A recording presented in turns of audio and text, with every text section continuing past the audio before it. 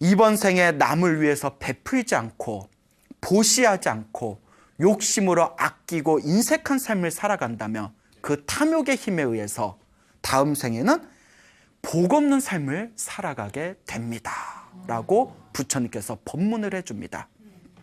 그때 물라시리가 무릎을 꿇고 부처님께 절을 하면서 다음과 같이 다짐합니다. 거룩하신 부처님이시여, 저는 지금 이 순간부터 부처님의 불제자, 불교 신자가 되겠습니다. 그 부처님의 가르침을 받들어서 계율을 열심히 지키면서 사람들에게 널리 베푸는 삶을 살겠습니다.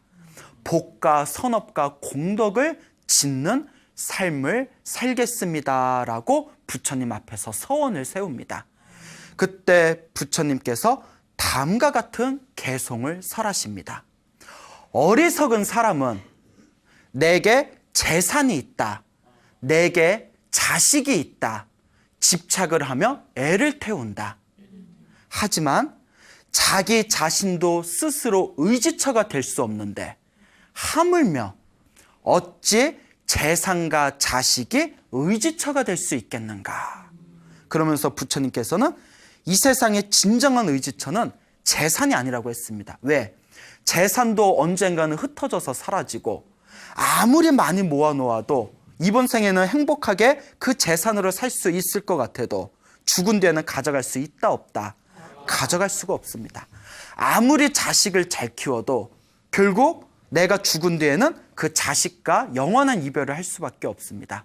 그래서 부처님께서는 지혜로운 사람은 재산을 의지처로 삼지도 않고 자식을 의지처로 삼지도 않는다. 오로지 내가 지은 복과 선업과 공덕만이 태어나고 죽고 태어나고 죽을 때마다 나를 행복으로 이끄는 강력한 의지처가 될 수 있다고 말씀하셨습니다.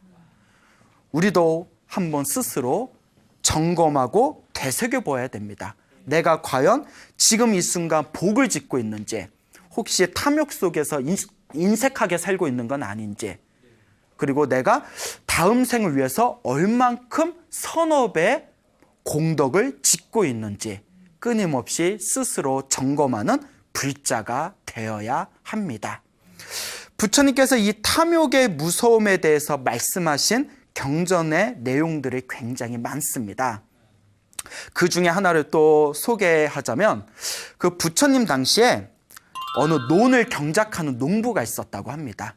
그 농부가 큰 논을 경작하고 있었는데 때마침 그 마을에, 그 큰 성에 도둑들이 어느 부잣집의 집에 들어가서 그 큰 돈을 몰래 훔쳐가지고 도망을 가게 됩니다. 그래서 이제 도망을 가는 과정에서 그 도둑들 중에 한 명이 자신의 개인적인 욕심이 생겨서 그 도둑들 무리들 틈에서 몰래 1000냥의 돈을 주머니에 숨겨가지고 품속에 이렇게 몰래 숨겨놨다고 합니다. 어쨌거나 그 도둑들이 부잣집을 털어서 이제 몰래 숲으로 도망을 쳐서 그 농부가 경작하고 있는 논에 모이게 됩니다. 그 논에서 서로 각자가 훔쳤던 돈을 서로 이렇게 배분을 한 뒤에, 자, 병사들이 쫓아오기 전에 우리가 어서 각자 흩어지자 하고 돈을 배부해서 각자 자기들 갈 길로 흩어지게 됩니다. 그 도둑들 중에서 그 1000냥의 돈을 몰래 숨겼던 도둑이 깜빡 실수로 그 돈 주머니를 그 농부의 논에다가 떨어뜨리고 맙니다. 예, 참 아까워요. 도둑 입장에서는 아깝죠. 그 돈주머니를 딱 떨어뜨리고 각자 흩어져 버렸는데 이제 아침이 됩니다. 그 1000냥의 돈주머니는 저 논바닥에 구석에 이렇게 떨어져 있는 거예요. 그때 부처님께서 딱 탁발을 하시기 위해서 수제자인 아난스님과 함께 그 논을 지나가시게 됩니다. 논을 딱 지나가시다가 부처님께서는 다 알아요, 몰라요? 다 아시죠? 예. 그 부처님께서 저 논에 그 돈주머니가 있는 걸 다 발견을 하십니다. 그때 부처님께서 무슨 생각을 하셨을까요? 와, 대박! 막 이랬을까요? 와, 나, 절 하나 져야겠다. 야, 절 하나 지을까? 승복을 하나 새로 할까? 예? 아니죠. 부처님께서 지나가시다가 손가락으로 그 돈주머니를 가리키십니다. 아난에게. 가져와. 이랬을까요? 예? 아난이여, 아난스님에게 아난이여, 저기를 보아라. 독사가 있다. 이러신 거예요. 독사가 있다. 그러니까 아난 스님이 다음과 같이 대답합니다. 부처님이시여, 저도 보았습니다. 지독한 독사입니다. 부처님의 돈주머니를 가리키면서 아난이여 보아라, 독사가 있다. 그러니까 아난 스님이 저도 보았습니다. 지독한 독사입니다. 그러면서 이런 말을 남기고 그냥 쓱 지나가시는 거예요. 그런데 그때 그 논을 경작하던 농부 주인이 아침에 일어나서 일하려고 나왔다가 부처님과 아난 스님이 대화하는 내용을 딱 듣게 됩니다. 깜짝 놀라서 아이고 저 독사가 있으면 큰일 났다. 이제 막대기를 들고 독사를 쫓으려고 그 돈주머니가 있는 데 가서 독사가 어딨나 찾아봤는데 그 주머니가 있어서 이게 뭔가 꺼내봤더니 돈주머니인 거예요. 아니 왜 부처님이 이걸 독사라고 했을까? 와 대박, 막 횡재다. 이런 횡재가 어딨냐. 근데 이게 천냥의 돈주머니가 약간 좀 찝찝한 거예요. 그래서 여기 이대로 그냥 집에 가져가지니 왠지 불안하고 그냥 두자니 누가 집어갈 것 같고 나중에 주인이 찾아오면 주더라도 일단 요걸 좀 이걸 좀 덮어놔야겠다. 그래서 그 위에다 삽으로 이제 흙을 싹 위에다 덮어서 그 이제 돈주머니를 이제 모래로 숨겨 놓습니다. 근데 나라가 이제 그 당시 그 나라가 난리가 난 거예요. 왜냐하면 그 큰 부잣집에 그 도둑들이 들어와가지고 어마어마한 돈을 강탈해 갔지 않습니까? 그 왕이 화가 나가지고 당장 군사들을 풀어서 병사들을 풀어서 그 도둑의 흔적을 찾아가지고 돈을 찾아오거라 이제 명령을 내립니다.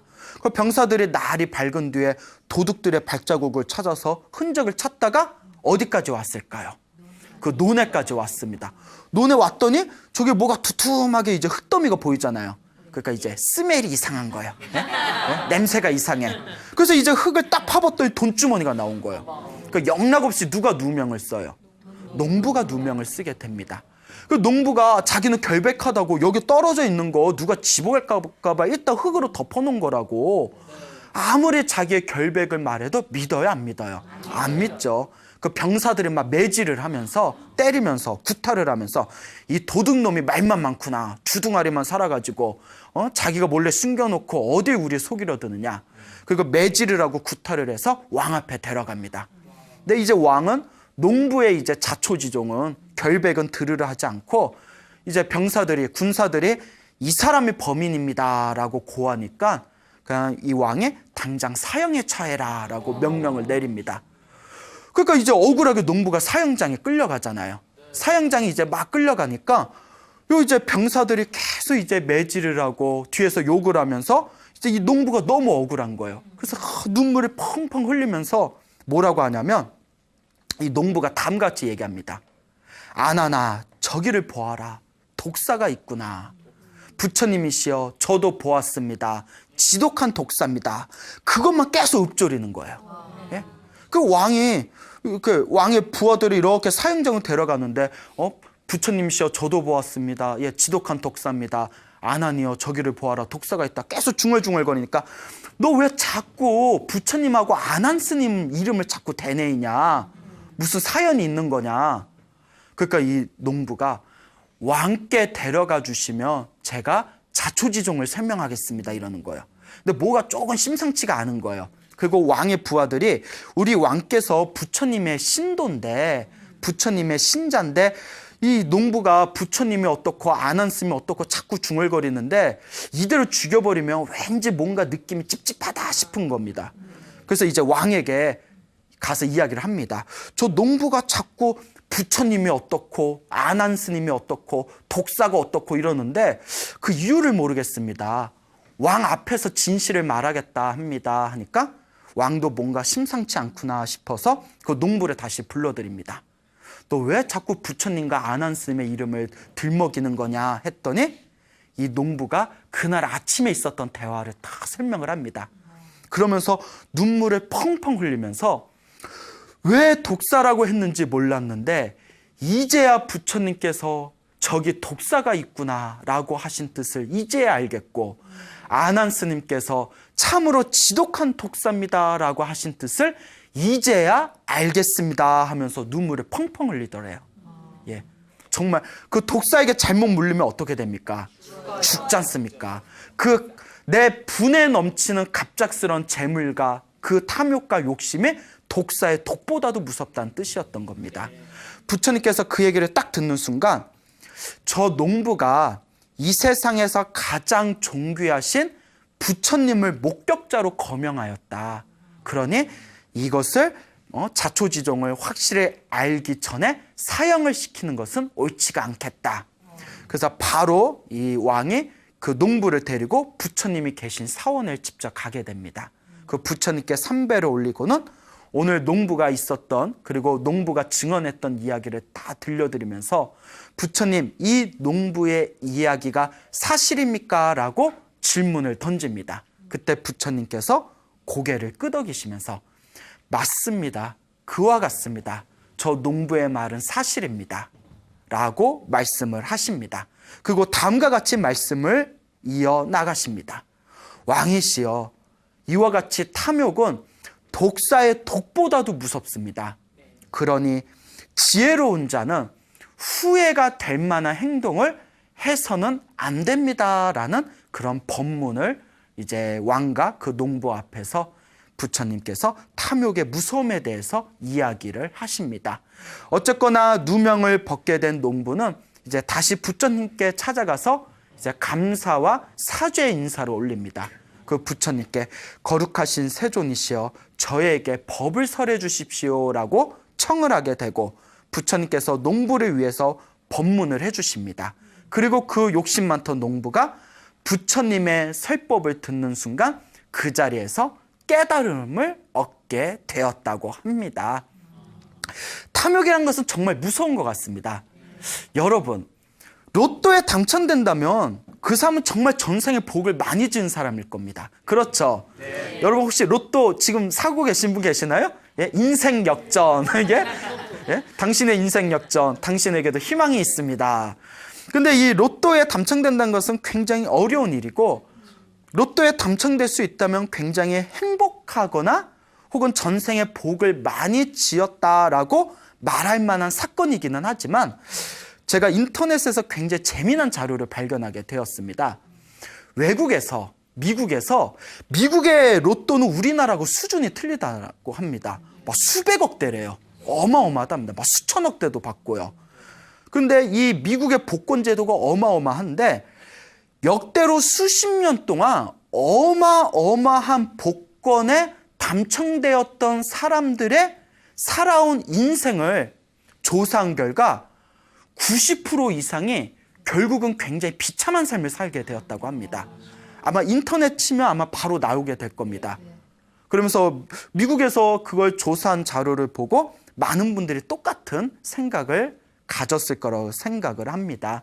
로또에 당첨되거나 복권에 당첨되거나 엄청난 재산을 모으게 된 것은 전생에 복을 많이 지었다고 말할 만한 사건이 될 수도 있지만 하지만 그 복이라는 것이 정말 내가 지은 올바른 복이라면 그 어마어마한 재산을 모으고 난 뒤에도 아마 행복한 삶을 살았을 겁니다. 하지만 전생에 지었던 나의 복이 약하거나 혹은 이번 생에 내가 타고난 복의 그릇의 분수에 넘을 만큼의 욕심을 부르게 되면 오히려 그것은 내 인생을 비참하게 만들 수 있는 강력한 불행의 씨앗이 될 수 있다는 것을 우리가 한번 스스로 고민해 볼 필요가 있습니다.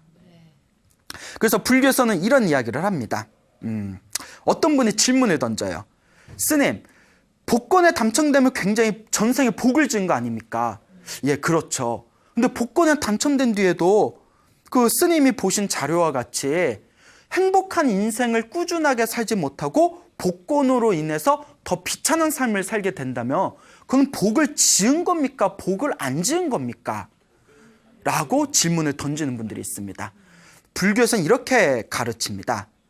첫째, 복을 짓고 나서 자기가 복 지은 걸 후회하면 처음에는 그 다음 생에 자기가 복을 지은 강력한 선업의 힘에 의해서 좋은 일이 생기게 되지만 복을 지었던 걸 후회한 업에 의해서 그 복이 금방 어떻게 된다? 흩어져 버린다고 합니다. 그러니까 여러분 복 지어놓고 후회하면 된다 안 된다? 안 됩니다. 기껏 복 지어놓고 허공으로 흩어버릴 수가 있답니다. 예. 그리고 나쁜 짓을 해서 복을 지었을 경우 예를 들어 뭐 사기를 쳐서 모은 돈으로 복을 지었거나 뭐 마약을 팔아서 모은 돈으로 복을 지었거나 그 나쁜 짓을 지어서 복을 지었을 경우에도 어쨌거나 복을 지었으니까 그 다음 생에 재산을 모을 수는 있지만 나쁜 짓을 한 업으로 인해서 그 돈이 또 쉽게 흩어진다고 합니다. 무슨 말인지 알겠죠? 그리고 또 처음에는 복을 열심히 짓다가 당장 복을 지어도 효과가 없는 것 같으니까 그 복을 지어봤자 선업을 지어봤자 효과 하나도 없네. 뭐 광우슴 소나무 봤더니 다 뻥이네 라는 생각이 들면서 복 짓는 걸 중간에 그만두게 됩니다. 그러면 그 다음 생에 처음에 열심히 복을 지었던 힘에 의해서 처음에는 일이 잘 풀리다가 전생에 복 짓다가 후회하고 복을 짓는 것을 중간에 포기한 그 업에 의해서 무엇의 힘이 약해질까요? 복의 힘이 약해집니다. 그래서 처음에 잘 풀리다가 나중에 복의 힘이 약해져서 결국 안 좋은 일로 빠지게 된다라는 그런 부처님의 가르침들이 경전에 소상하게 서술이 되어져 있습니다. 그러니까 여러분, 복을 짓는 것은 반드시 언젠가 자기가 받게 됩니다. 선업을 짓는 것은 반드시 언젠가 자기가 받게 됩니다. 공덕을 짓는 것은 언젠가 반드시 자기가 받게 됩니다. 다만 이번 생에 받을 수도 있고 다음 생에 받을 수도 있습니다. 언제 받을지는 확실하지 않지만 반드시 자기가 받게 된다고 합니다. 좋은 일도 나쁜 일도 결국은 자기가 받게 됩니다. 그러니 여러분들도 지금 당장의 희비에 스스로 헷갈려 하지 마시고 당장의 좋은 일 나쁜 일에 마음을 빼앗기지 마시고 자그마한 공덕이라도 자기가 힘닿는 선까지 꾸준하게 복과 선업을 지어보시기 바랍니다. 부처님 당시에 운마단띠라는 아름다운 아가씨가 살고 있었다고 합니다. 운마단띠. 운마단띠의 뜻은 제가 알아요. 책에 나와서요. 무슨 뜻이냐면 사람의 정신을 빼앗는 여자란 뜻이래요. 사람의 혼을 쏙 빼놓는 여자. 왜 그런 이름이 붙었냐? 너무 예쁘더래요. 얼마나 예쁜지 지나가다 딱 보면 우리가 보통 예쁜 여자 지나가면 화장품 못 쓰지? 라는 생각이 들지만 운마단띠가 지나가면 혼이 쏙 빠져나가더래요. 너무나 예뻐서. 그래서 나라의 전쟁까지 났답니다. 왕과 왕족과 귀족들이 서로 아내로 맞이하기 위해서 서로 전쟁이 날 정도로 굉장히 아름다운 아가씨였다고 합니다. 근데 이 너무나 그 나라에서 아름답기로 유명한 운마단띠, 부럽죠 여러분? 예. 근데 이 운마단띠에 대해서 스님들이 이제 모여가지고 운마단띠에 대해서 잡담을 했답니다. 아니 스님들이 수행은 하지 않고 야 지금 운마단띠 때문에 나라가 난리래. 아니 왜? 서로 결혼하겠다고 막 전쟁을 벌이니 많이 한대. 야 웬일 막 이러면서 야 대박. 야, 어떻게 그런 일이 있을 수가 있을까? 이러면서 서로가 이제 싸움을 벌였다고 합니다. 자, 근데 이제 스님들이 그렇게 운마단띠에 대해서 잡담을 하면서 서로가 이런 대화를 나눕니다. 야, 도대체 운마단띠는 전생에 어떤 복을 졌길래 저렇게 아름다운 외모를 타고 태어난 걸까? 운마단띠는 전생에 무슨 복을 지었을까? 그때 부처님께서 방 안에 탁 앉아 계시다가 젊은 스님들이 그 운마단띠 때문에 잡담을 하고 있는 걸 다 아십니다. 부처님께서 스님들이 이야기를 하고 있는 방 안에 들어가십니다. 그 부처님께서 다 아시면서 일부러 다음과 같이 물어보십니다. 그대들은 무슨 대화를 하고 있는가? 그 제자들이 부처님 운마단띠가 너무너무 아름다운데 전생에 어떤 복을 졌길래 저렇게 아름다운지 대화를 하고 있었습니다 라고 이제 부처님께 이야기를 합니다. 그 부처님께서 스님들아 제자들아 모름지기 머리를 깎았으면 오로지 수행에 대해서만 몰두해야지 어찌하여 한낱 여자에 대해서 잡담을 하고 있느냐 라고 하시면서 그런데 궁금하지 라고 얘기를 하십니다. 부처님께서 너무나 자비로운 분이에요. 궁금한 걸 아시니까. 그런데 궁금하지? 그 제자들을 궁금합니다 부처님. 그러니까 내가 그 전생담을 이야기해 주겠다. 잘 들어라. 리슨. 부처님께서 다음과 같이 얘기하십니다. 지금 석가모니 부처님이 세상에 출현하기 전에 가섭부처님 시대 때 어마어마한 과거 전생의 이야기죠. 그 어느 가난한 여인네가 있었다고 합니다.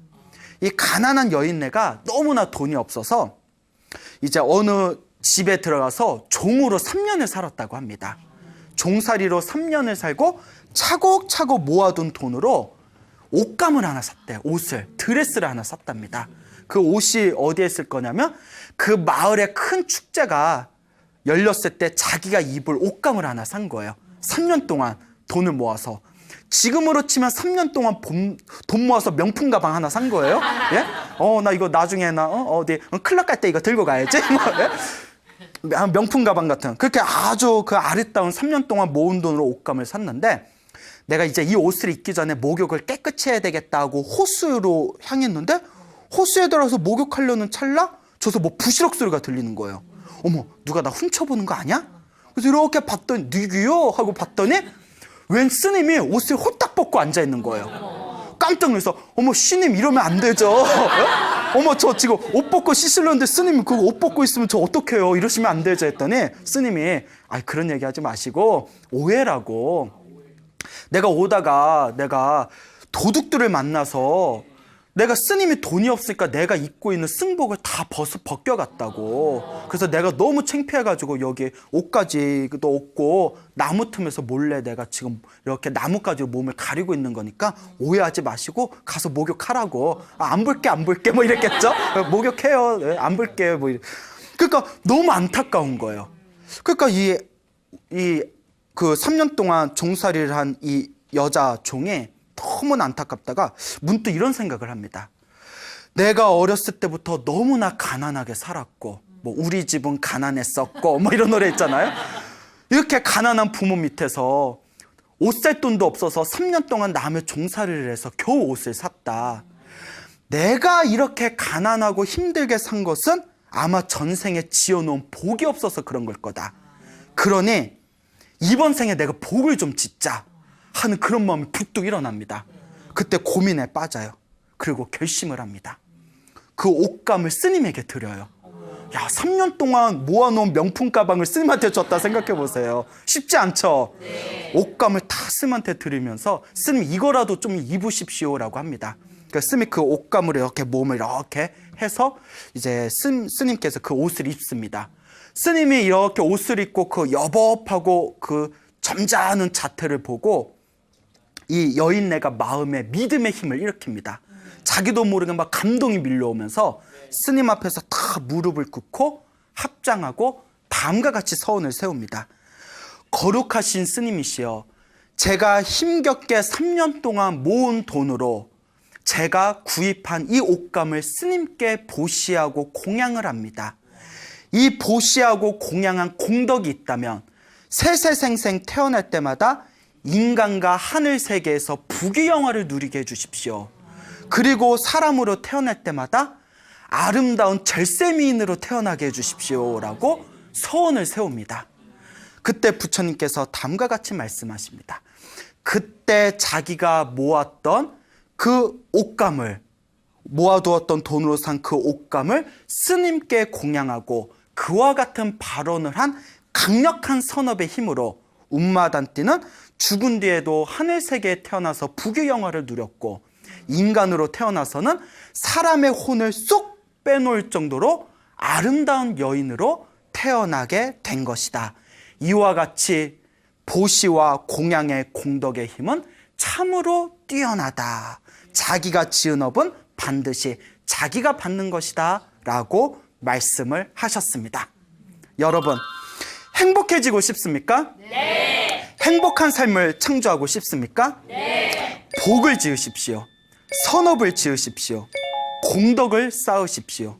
복과 선업과 공덕의 힘이 여러분들을 진정한 행복의 길로 이끌어 줄 것입니다. 여기서 마치겠습니다. 소중한 나, 무한 행복!